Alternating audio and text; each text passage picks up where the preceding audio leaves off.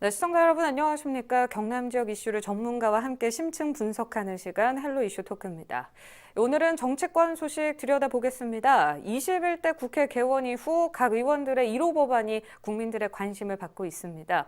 경남도민 역시 내가 뽑은 일꾼이 어떤 법안으로 1호 법안을 내놓을지 관심을 갖고 지켜보고 있는데요. 왜 1호 법안이 중요한지 또 우리 지역 어떤 의원들이 어떤 법안을 제출했는지 자세히 짚어보도록 하겠습니다. 두 분 모셨습니다. 미래통합당 산하 싱크탱크인 여의도연구원 조청래 부원장, 경남도 의원을 지낸 바 있는 김성훈 더불어민주당 전국 대표자 회의 부의장 나오셨습니다. 반갑습니다. 반갑습니다. 안녕하세요. 네, 그 21대 국회 개원 이후에 누가 어떤 법안을 1호로 냈나 이게 관심사인데요. 1호 법안 제출을 두고 조금 아이러니한 상황도 벌어졌다고 제가 들었거든요. 말씀 좀 부탁드립니다. 국회가 개원되면은 어떤 분이 1호 법안을 내는지는 초미의 관심사입니다. 이게 뭐 그 자체로 상징성이 있기 때문에 치열한 신경전을 벌이기도 하고요. 이번 21대 국회 1호 법안은 더불어민주당의 박광원 의원께서 내셨는데요. 그게 공공기관의 사회적 가치 실현에 관한 기본 법안이라고 해서 네. 사회적 기본법으로 명명되고 있습니다. 이 법안은 19대 국회의 당시에 문재인 의원, 지금 대통령께서 발의를 하셨고요. 19대와 20대 때는 본회의 통과가 안 됐습니다. 이 법안을 박광원 의원이 약간 손질해서 다시 내놓은 거라고 보시면 되고요. 1호 법안으로 등록하기 위해서 박광원 의원의 보좌진이 4박 5일 동안 국회 의원과 사무실 앞에서 밤샘 대기를 했습니다. 네. 그게 언론을 타고 나가면서 유명해지는 바람에 유명세를 탔는데 국회 개원 시에는 항상 있던 일이고요. 대동소이하게 그런 일이 있었습니다. 다만 1호 법안이라고 해서 반드시 통과되는 것은 아닙니다. 예, 대한 반영 폐기가 되기도 하고 또 회기 종료로 폐기가 되기도 하는데 참고로 20대 국회에서 회기 종료로 자동 폐기된 법안이 15,000여 건입니다. 예. 네, 알겠습니다. 예. 국회의원에게 1호 법안이 참 중요한 것 같은데 보시는 분들 중에서는 모든 법안이 다 중요한데 왜 이렇게 1호 법안에 집중을 하냐 궁금해하시는 분들도 계실 거거든요. 이 부분 조금 설명해 주실까요? 저도 국회에서 보좌관으로 활동하고 또 경남도의회에서 도의원으로 이제 조례를 제정해본 그 상임위원회 현장에서 경험해본 분위기를 느껴봤는데요. 국회에서 이제 개원을 하면 가장 그 총선 이후에 여야 국회의원님들이 어떤 법안에 또 지역 현안이라든지 또는 그 국가의 비전을 제시할 수 있는 좋은 기회입니다. 그러니까 언론의 주목도도 높고 또 지역민들에 대한 관심도도 높은 이제 첫날 이제 우리 뭐 마라톤이나 달리기나 수영처럼 처음에 이제 어떻게 이 우리 국가의 대표 선수로 선발한 국회의원들이 어떤 레이스를 펼칠지에 대해서 관심도가 높습니다.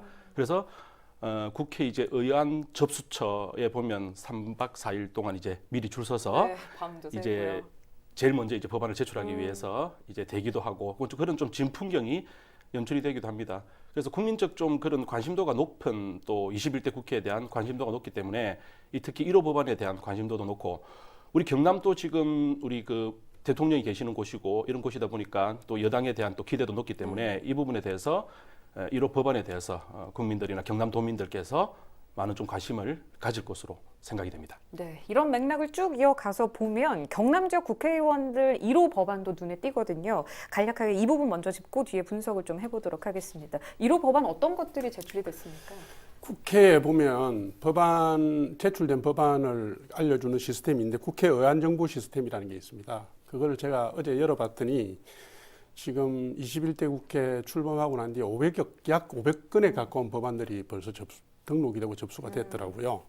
근데 우리 경남도의 의원들은 보면은 이달곤 의원이나 민홍철 의원, 그다음 강기훈 의원, 강민국 의원, 뭐 윤한홍, 박한수 의원, 뭐 많은 부분 대다수의 분들이 법안 등록을 하셨는데 대표 발의하신 것도 있고 그다음에 공동 발의한 것도 있어서 발의에 참여한 것도 있는데 작게는 한 건부터 많게는 10여 건에 이르는 분들이 계시더라고요.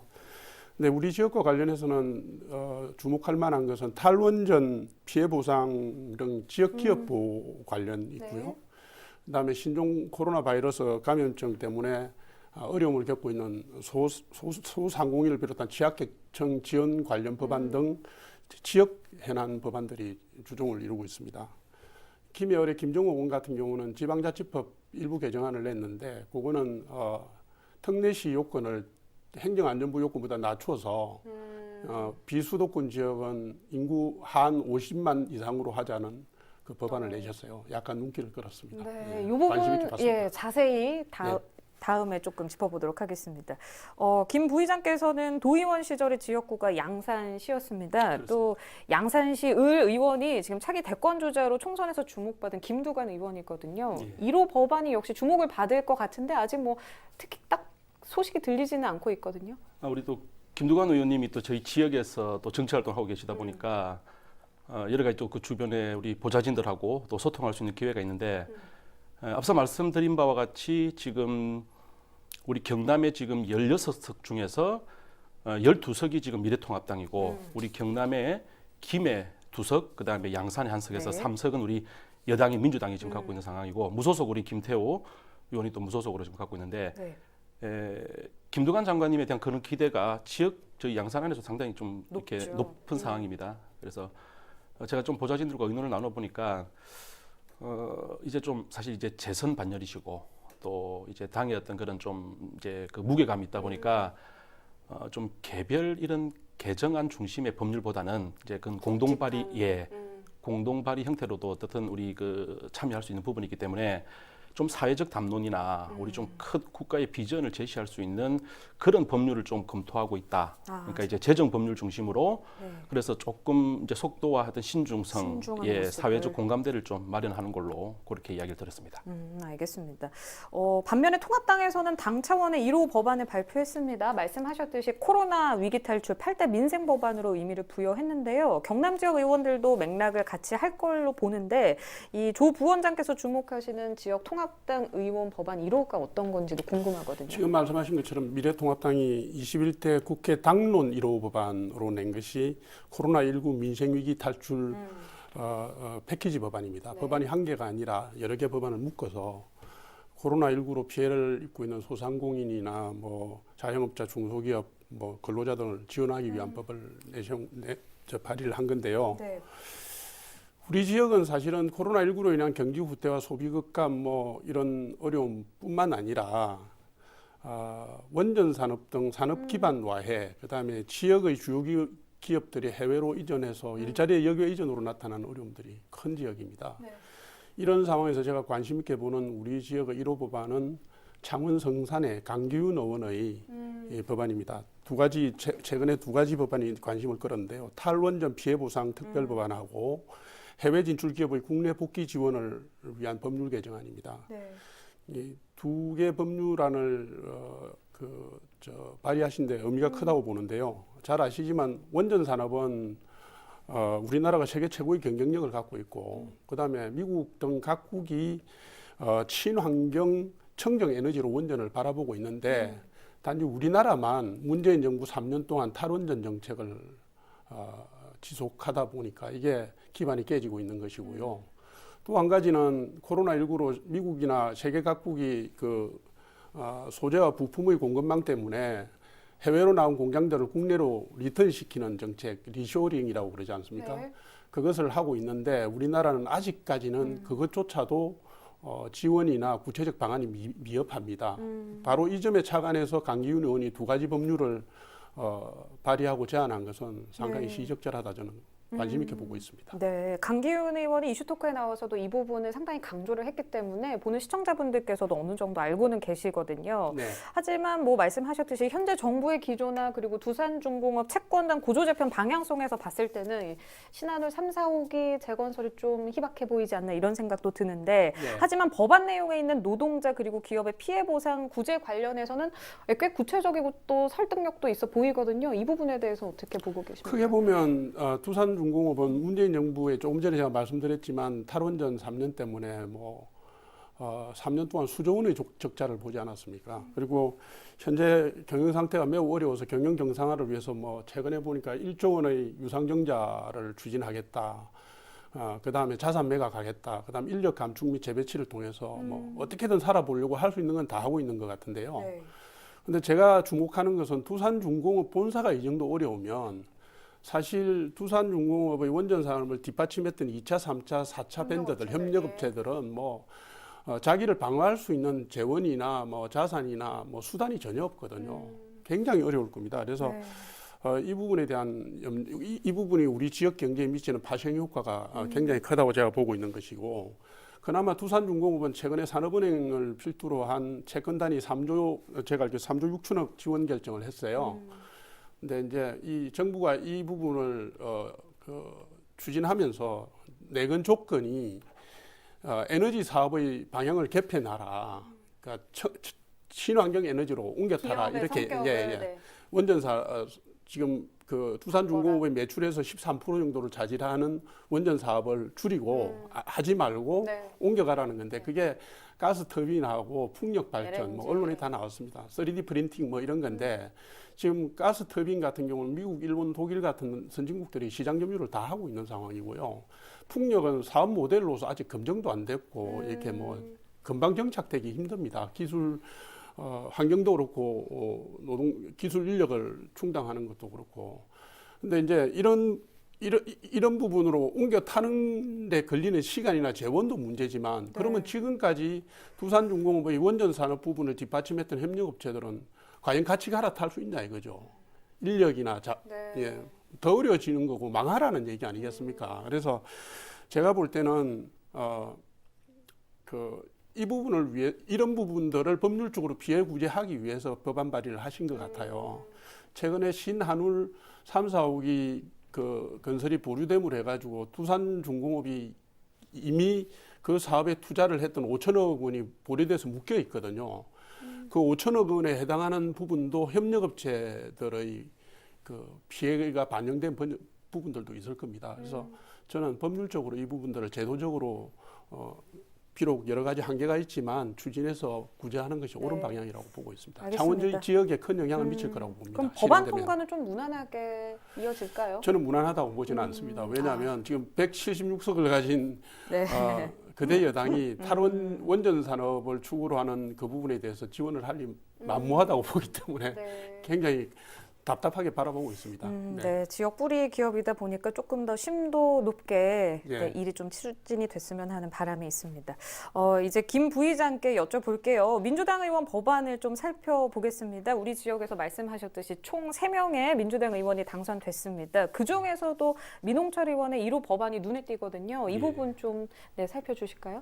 네, 우리 그 민홍철 의원님께서 이제 최근에 그 도시철도법 일부 개정 법률안을 이제 개정을 하셨는데, 저는 이번에 우리 그 동북권 경남에 우리 그 여당의 이제 김해 양산의 의원님들과 지금 말씀하셨던 이제 창원과 진주 이쪽 서부권 경남의 현역 의원님들이 이번 21대 국회를 들어서서 어떠한 판단과 어떠한 생각을 지금 갖고 있느냐. 지금 경남에 여러 가지 지금 어려움이 많습니다. 우주 항공, 자동차, 지금 코로나 사태로 인해서 중소상인들의 지금 어려움을 겪고 있습니다. 지금 우리 그 서부권 의원님들께서는 좀 그런 그 경제 좀 지원해 줄 수 있는 부분에 대해서 입법을 하실 거고, 우리 경남 김해나 양산 쪽에 보면은 지금 이슈가 되는 게 이제 경전철 문제나 김해 신공항 문제가 있습니다. 지금 상임위원회 이제 그 확정이 돼야 되는데 계속 오늘 또 국회에서 논의 중인 걸로 알고 있는데, 우리 경남에서는 우리 민홍철 의원님이 지금 3선이시고 지금 국방위원장과 국토위원장 지금 이야기가 나오고 있더라고요. 그러면 이제 민홍철 의원님의 지금 이러한 입법 의도는 어떤 지역 밀착형, 어떤 지역을 좀 더 이 경남의 어떤 그 아젠다를 좀 더 관심 있게 짚어보겠다라는 의도가 저는 담겨져 있다고 보고요. 네. 그런 면에서는 이제 이 국토위원장이 된다라면은 우리 그 신공항 문제나 지역의 이제 경전철 문제, 김해 인구가 지금 54만 명인데 그 이 중에 65세 이상 어르신 인구가 한 12%, 6만 명 정도가 된다고 합니다. 그런데 이 이제 그 도시철도법 개정안 내용이 이 경전철을 이용하시는 분들이 유상으로 이용을 한다고 합니다. 그래서 다른 어떤 서울 지하철이나 이제 무상으로 이용하시는 분들하고 어떤 형평성과 차별성 문제가 있기 때문에 이 지역 현안부터 1호 법안을 내시면서 꼼꼼히 좀 살펴보겠다라는 의도가 담겨져 있다고 생각됩니다. 네, 알겠습니다. 그런데 법안의 면면을 좀 저희가 깊게 들어가 보면요. 20대 국회 때 폐기됐던 법안, 그리고 또 비슷했던 법안을 이번 21대 국회 때 1호 법안으로 좀 내는 경향이 있다. 이런 비난들이 좀 있거든요. 비판이 있습니다. 그래서 초반에 조청래 부원장께서도 이야기하셨지만 하셨지만 김해시의 김정호 의원이 낸 그 특례시 법안 설왕설래가 이어지고 있거든요. 이 부분 어떻게 보고 계십니까? 뭐 비슷하다고 보세요? 아니면 조금 다르다고 보세요? 역시 우리 김정호 의원님께서도 판단하시는 부분이 이 지금 지방자치법이 지금 30년 만에 전부 개정 법률안이 일단 개정이 됐고 여기에 대해서 지금 그 지역의 어떤 불균형, 어떤 중소도시들에 갖고 있는 그런 문제점이 있습니다. 그 김해가 지금 50만이 넘어섰습니다. 그러면 이 법률상에서 그 수도권 중심의 어떤 과밀화를 예방하고 소멸 위기를 막고 있는 어떤 지방 도시의 격차를 완화하고 국가적 차원의 어떤 지역 균형 발전을 도모하고자 이 지금 수도권과 비수도권의 지역의 특례시 기준을 이제 구분하기 위한 법입니다. 네. 이 법률 자체가 수도권의 인구는 이제 100만 이상의 대도시인 경우로 하한선을 정부한 대로 유지하고 비수도권 즉 지방은 인구 50만 이상 대도시인 경우로 하한선을 낮추어 적용하고 더불어 특례시 인정 기준에 인구 규모뿐만이 아니라 행정, 재정, 경제 요건을 반영하도록 함으로써 좀 지방자치와 어떤 우리 김해 지역의 어떤 그 발전을 위해서 이 법을 좀 냈다고 보는데 뭐 법안이 그렇습니다. 이제 그 과거에도 우리 20대 때도 19대 때도 좋은 법안들이 있습니다. 그러나 이제 여야가 이제 합의를 봐야 되기 때문에 이 법률이 상임위 과정이나 법안 소위나 또는 그 법사위 안에서 이 프로세스대로 본회의까지 진행되는 게 상당히 갈등 구조가 많습니다.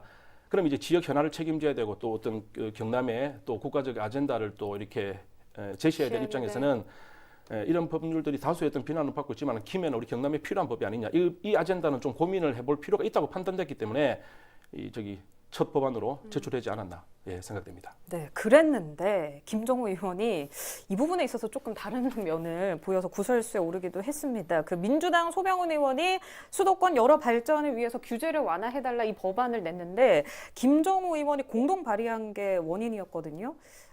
경남 지역 의원이 왜 이 법안을 함께 발의했나 의문을 갖고 계신 분들 많은데 어떻게 저도 의문을 보세요? 갖고 있습니다. 네네. 최근에 잘 아시지만 코로나19 사태 때문에 정부가 그 해외로 이전한 공장들의 국내 유턴을 유도하기 위해서 수도권 규제 완화 정책을 제시하고 있습니다. 최근에 홍남기 기획재정부 장관께서 그 수도권에 돌아오는 첨단 기업에 대해서는 150억까지 재정 지원을 하겠다 이런 말씀도 하셨고요. 이런 추세 때문에 그 21대 국회가 개원되자마자 지금 수도권 규제 완화 법안들이 잇따라 발의가 되고 있습니다. 지금 김종호 의원께서 공동 발의에 참여하신 것은 제가 알기로는 아마 소병훈 의원이 아니고 윤우덕 의원이 발의한 접경지역 지원의 특별법 개정안인데 이게 뭐냐면 수도권 이북 지역에 휴전선하고 잇따라 있는 지역에 산업단지 개발을 할 경우에 부담금을 면제해서 개발을 촉진하겠다는 것이 골자입니다. 근데 이것은 수도권 규제 완화와 개를 같이 하는 법안이기 때문에 이게 사실 통과될 경우에 비수도권 지역에 악영향이 예상되는 거거든요. 많은 분들이 잘 알고 계시지만 수도권 규제의 핵심은 공장 총량제입니다. 네. 근데 이것을 완화하고 빗장을 풀 경우에는 해외에서 수도권으로 유턴할 뿐만 아니라 지역에 있는 기업들이 수도권으로 유턴할 역효과까지 우려되는 상황입니다. 전문가들이 지적을 하고 계시죠. 그래서 저는 이런 법안에 왜 김정호 의원께서 참여하셨는지 잘 이해가 안 갑니다. 조금 전에 우리 김 의원님께서 말씀하셨지만 김정호 의원님의 1호 법안이 지방자치법 개정안에 수도권에서는 특례시를 100만 이상, 비수도권에서는 하한선을 50만 이상으로 해야 지방분권의 지지가 살아나고 현실에 맞다는 법안을 발의하셨는데 그 법안하고 접경지역 개발 완화 법안하고는 완전히 상충되는 내용이어서 다소 적절하지 못한 게 아니냐 생각을 하고 있고요. 해외 기업의 리쇼링과 관련해서는 강기훈 의원께서 법안한 해외 기업 리턴에 관련된 완화 법안에 보면 비수도권 기업의 그 기준을 낮추는 내용이 들어가 있습니다. 네. 이것과도 상치가 되고요. 그래서 조금 제가 의아하게 저도 생각하고 있습니다. 알겠습니다. 아무래도 당 차원에선 피해를 최소화하려는 그런 연대의식 때문에 경쟁을 또 해야 되다 보니 이런 일이 벌어진 게 아닌가 싶습니다. 네, 오늘 이야기는 여기서 마무리하도록 하겠습니다. 오늘은 이번 21대 국회 경남 지역 국회의원들의 1호 법안과 그 의미에 대해서 조청래 여의도연구원 부원장, 김성훈 민주당 전국 대표제회의 부의장과 함께 이야기 나눠봤습니다. 네, 오늘 방송은 유튜브 채널 헬로 경남 통해서 다시 보실 수 있습니다. 시청해주신 여러분 고맙습니다.